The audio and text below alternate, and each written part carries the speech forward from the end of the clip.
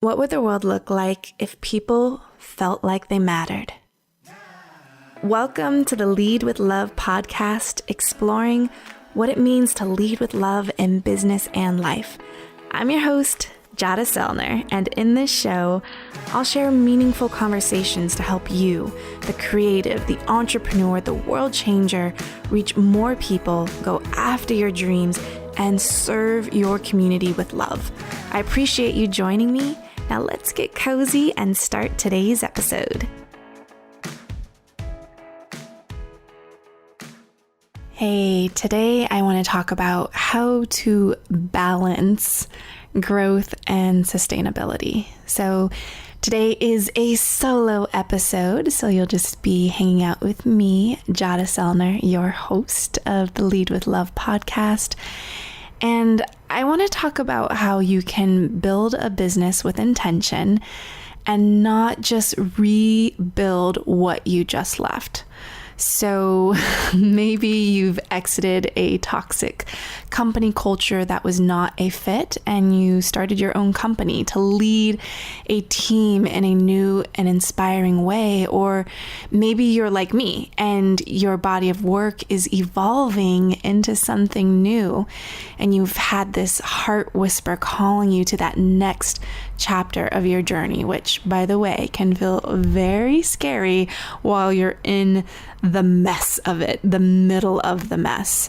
So just so you know, I feel you. And then you also might be someone who runs your own business, but it feels like it's running you. And you know something has to change to reach that next level of growth because you are so over the overwhelm of overworking. And I think we can all get caught in that trap when we are so dedicated to serving. And my intention is that we are able to serve from the overflow, not from a place of depletion or lack. And so that's what I love doing. Like, I love helping high impact women grow their businesses in a sustainable way that does not compromise their health, their relationships, and their sanity.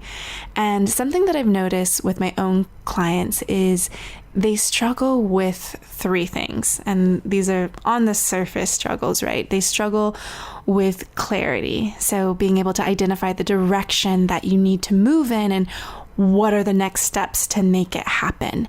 And then another one is overwhelm. So doing all the things all the time, consuming all the information without pausing, stopping, asking for help. So just feeling like there is so much on your plate and you don't know which way is up. And if anyone is in summertime right now, it feels a little crazy if you have kids. It's that transition from celebration to then like, oh, it's a new dynamic that's happening at home. Kids are either going to camp or they're at home. I've had a lot of take your daughter to work days, having her come to my office, or me keeping my office at home. And so, you know, there's the overwhelm that happens. And then there's a piece that we don't talk about too often, which is isolation. And you might not think that that's a struggle or a challenge, but as humans, we are born to naturally connect with other humans. And with business and technology, we've automated and outsourced so many things, which is great, right? That we have these automations in the world to make things get done quicker, faster, all of those things. But then we start to feel disconnected from ourselves and disconnected from our vision and what we really want, and also disconnected from a community. So actually feeling like you are a part of a community. And I talk about in business, the ABCs of love, that we all want to feel acknowledged, we want to feel a sense of belonging, and we want to feel connected. So let's talk about the first one. Let's talk about clarity. You know, I just had a conversation with one of my dear friends, Julie Santiago. We actually personally box each other almost on a daily basis. And then we mastermind once a month with our friends, Michelle Long and Amy Ehlers. And you can check out Julie's episode. I actually interviewed her in episode 115. So if you go to jadaselner.com/115, you can be directed straight there. So Julie told me that our dreams and fears are cousins. So they're closely related. And when we get really clear on what we want, our minds can play tricks on us, and our fears make us question if we really want the thing that we just got really clear is what we want. So it's an interesting dynamic. So you may think that you don't have clarity, or you don't know what you want, or you don't know the next steps to take. And I just call BS on that, and I can call it on myself too. It's like, I totally know what I want. And so the truth is, you know what you want, and you actually know what the next steps to take are. You're just afraid to go after what it is you really want. And so really just tapping into the fear of what might be holding you back from taking the next steps, because that's where the fuzziness, the fog actually lies, is you not identifying the fear that has you stuck from not taking that next step in action. And I love what Julie shared with me of identifying the practical fear, the one that's like, oh yeah, that totally makes sense, and that actually might happen, and here's some practical things and steps that you can do to take. But then there's also the emotional fear, lack of belief, feeling like you're not worthy of deserving, all of these things that come up, and it's an extra layer deep. And so it actually feels more safe to play small, or play like I'm unclear and I don't know what to do. When we actually do know what to do, we're just afraid to actually do it, because then it means the outcome is on the other side. And that's why we have to really detach ourselves from the outcome, because then we won't just go after the thing that we want, because we're like, well, the worst case scenario, if that happens, that's not going to feel good. And then we're going to make a whole story up around that. So you may think you don't have clarity and you don't know what you want, but the truth is, you know what you want, you know what the next steps to take are, and you just might be afraid to go after that. So a question I ask a lot is, what's the rush? Why are we putting so much pressure on ourselves to grow fast now, or don't do it at all? So it's like, if we don't hit a certain milestone by a certain time, then it's not worth going after at all. And I just think that that is not true. And I think the first step to balancing growth is to embrace slow growth. And I believe that slow growth is sustainable. So think about a rubber band, if you can imagine, if you had a rubber band in your hands, and if you stretch it too fast, what happens? It breaks, or it snaps back quickly, and that snap hurts, and you're back to where you started. And I think that if you create this incremental stretch, you slowly expand the rubber band, then it can expand really far without breaking. So an action step that you can take around this, around just getting clear on what you want and then taking the steps to make it happen, because you already know what you want and you actually already know the next steps to make it happen, is to embrace slow growth. Take the time to step away from your day-to-day and think about what you really want to build, so that you don't rebuild something that you don't actually want. And so you may have made that exit or that transition, or you're making a pivot or a change in your business, but don't go rebuilding the same thing that you just tried to get away from. So my recommendation to you is actually to schedule a time in your calendar in the next 30 days to have a think day. And this could be 2 hours or a full day, but just really writing down what it is you want, what are the steps that need to happen, and what are the fears that are in the way that are blocking you, making you think that that thing isn't possible, or the worst case scenario outcome is actually too much. So that's my first action order for you to take.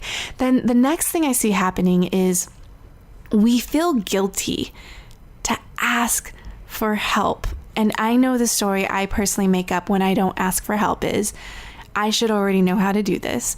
And then I beat myself up for not knowing enough, which feeds into the fear of who am I to be doing this anyways? There's someone else who knows more, has more experience, more credibility that can just do this better than me anyways. And I always say that there are no unique messages, only unique messengers. So I constantly tell people that I speak to about this, but it's a constant reminder for myself too, because that is why people want to work with you or to make a decision to buy from a certain company. There's this unique flavor and vibe, even though there's many options that are very similar.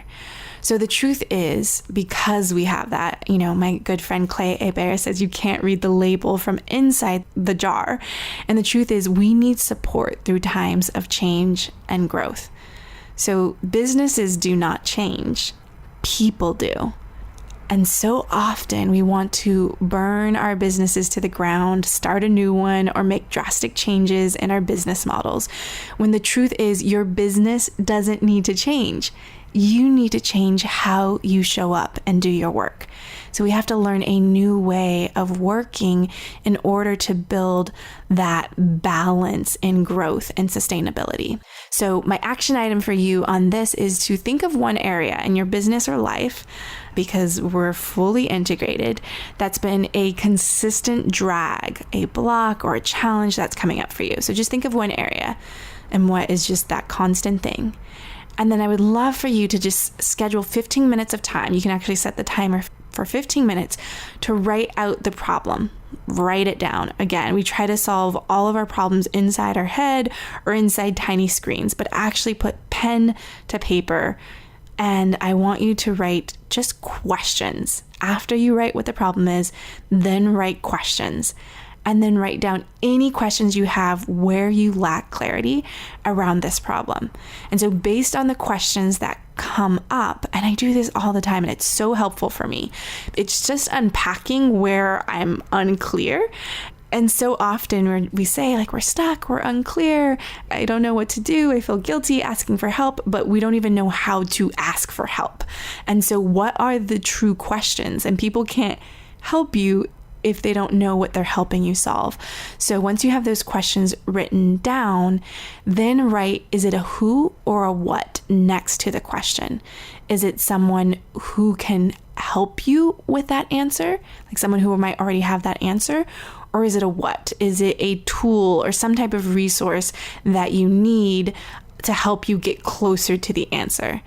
And that is going to give you much more clarity. If it's someone that I need to reach out to text, to email, to call, to ask them this specific question, I actually, in my Trello card, which is a project management app where you can have like to-do list and projects that you're managing and being able to tag and assign people and add dates and deadlines.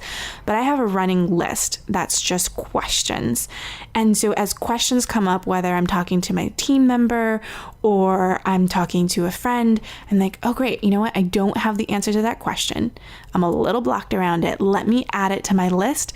And the next time I either talk to my coach, to my mastermind group, to whoever, I have a list of questions that I can ask them. And this has helped me so much because I've been one of those people that I love masterminding. I love mastermind hot seats. I love giving people feedback on their businesses.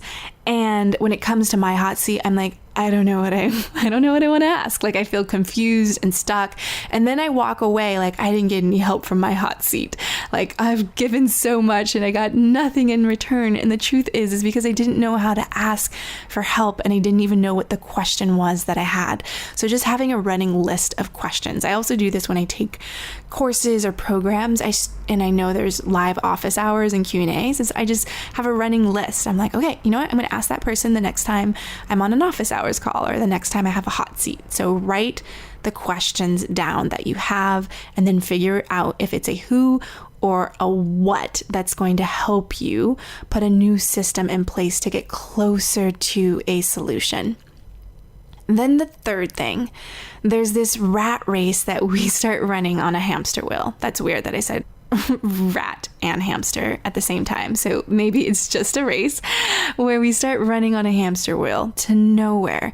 And we think that if we work harder, longer, faster, we'll make more time, make more money, and help more people. And the truth is, We're wearing the badge of busy, and that is a path to burnout. So wearing that badge of busy is a path to burnout. You actually want to do something that actually feels counterintuitive. So we think like, okay, if I need to get clarity, I need to do more. I need to make more. I need to keep going to get to clarity. But there's something that has to happen first. You actually have to slow down, pause, and be more intentional with your decisions or the problems and the solutions that you're sitting with. So it's not about overthinking your way to a solution or procrastinating. It's about that next level of leadership, which takes into account all parts of the business, the company leader, which is you, the team, and the community and customers you serve. So going, or just being in action all the time is not going to always get you the clarity. So I talk about the 3 A's of, are you doing the 3 A's? So you actually have to slow down to get in alignment. And then you have to get into asking, right? Asking the question, asking for help. And then you can go into actioning. So aligning, asking, actioning yourself to clarity. But if we just go straight into actioning, we actually don't even know what we want, or we don't know actually the problem or the question that we're trying to get the solution to, the answer to. And then if we just go into asking, but we're not clear of what we want, we're missing a whole step. And so we really need to get clear on what we want. And that's where the alignment happens before we move forward and ask for support and then take imperfect action to make it happen. So aligning, asking, actioning. So I'm curious if you are actually taking care of yourself, your team, and your tribe as you're making decisions in your business. And I believe that love deserves a seat at the table when it comes to making strategic decisions in the boardroom. So it's 1 part business, 1 part life, all parts love. And you have permission to communicate and ask for what it is you need. So for that, I would just say something that's been really helpful for me in bringing a little bit more love into my business where I don't burn out is actually communicating boundaries. And I just want to give you permission that you can communicate your boundaries of what you're willing to do and what you're not willing to do. You can ask for more time. You can always slow down and ask for more time. That's a real practice for me.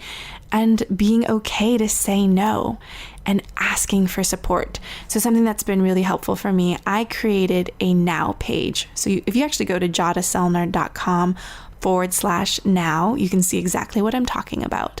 But it was inspired by Derek Sivers, and it's a page that you put on your website where you highlight what you and your company's top priorities and goals are. And then you can direct people from your contact page to this to just remind people of what you're currently saying yes to and what you're saying no to. So it's this public declaration of here are my priorities. And so for anything else, any inbound opportunities, queries, questions, invitations that come into your email inbox, you can just direct them to that page or pull content from that of thank you so much for thinking of me. I so appreciate that. And right now, here are my top priorities. So you're not necessarily saying no to someone, and you are saying no, but you're saying no with love because you're saying this is what I'm saying yes to. So I'm not saying no because you suck. I'm saying yes to this thing that I'm really excited about, and it needs my time, my heart, my energy, my attention. So I just want to give you a little recap of some action steps. So number 1, schedule a think day to get clear on what you really want to build. And number 2, write down any questions you have where you lack clarity and figure it out. So really figure out, is it a who or is it a what that can help you get closer to the answer so you don't stay in that stuck place. And then number 3, create a now page and add it to your website so you can publicly start communicating your boundaries to the rest of the world. And a bonus action step would be to make decisions from love, not from fear. I always say that fear can come along for the ride, but love is in the driver's seat. So I'd love to know what resonated with you the most in this quick solo episode. You feel free to share your thoughts over on Instagram or Facebook over at Jada Selner. And if you're feeling called to step away from your day-to-day and connect with a community of high impact women who are growing their businesses and doing it in a way where they are aligning their values with what they truly believe in and stand for and how they want to serve in the world, I would love for you to check out loveovermetrics.com. So I hope you are having an amazing day, and I am sending you so much love. Thank you so much for your heart and attention in listening to Lead with Love.